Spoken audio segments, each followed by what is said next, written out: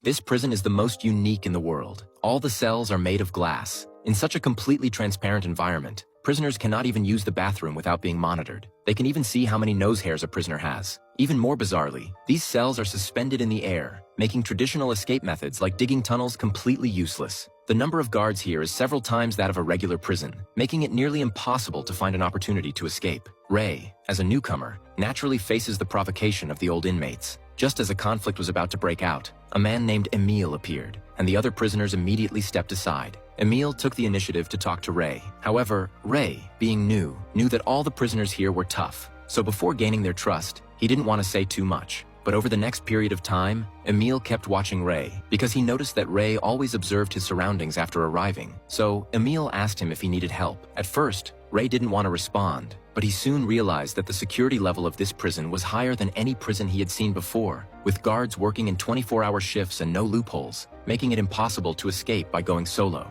So, after Emile asked again, Ray finally stopped refusing and said he wanted to go to solitary confinement. This request is not difficult.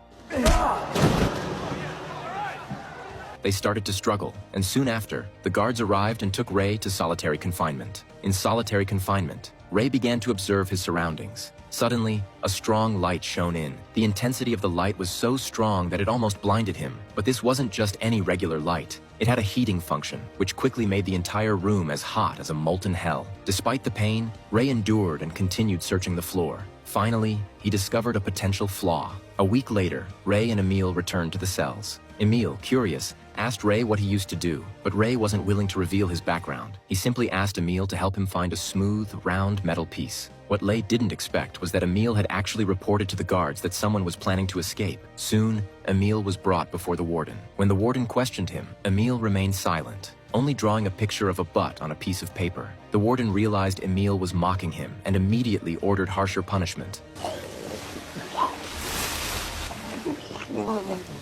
After a long time, the warden finally ordered them to stop, and Emile seized the opportunity to crawl under the table and remove a metal cover from the sewer. Seeing Emile's resilience, Ray finally believed in him. He then revealed his true identity and the reason he was here. He came to test the prison's security, but unfortunately, he had fallen into a trap. Someone wanted him to stay here forever, but he didn't believe anyone could trap him. He was determined to escape and uncover the conspiracy behind it. After observing, Ray realized that the prison seemed to be built in an underground crack or cave, but as long as he kept climbing upwards, there would always be an escape route. He also noticed that the floor of solitary confinement was made of steel, not aluminum, which became a deadly flaw. When steel rusts and is heated, it expands and falls off. The metal piece Emile brought could be used to heat the rivets. Once the plan was set, Emile began to create chaos.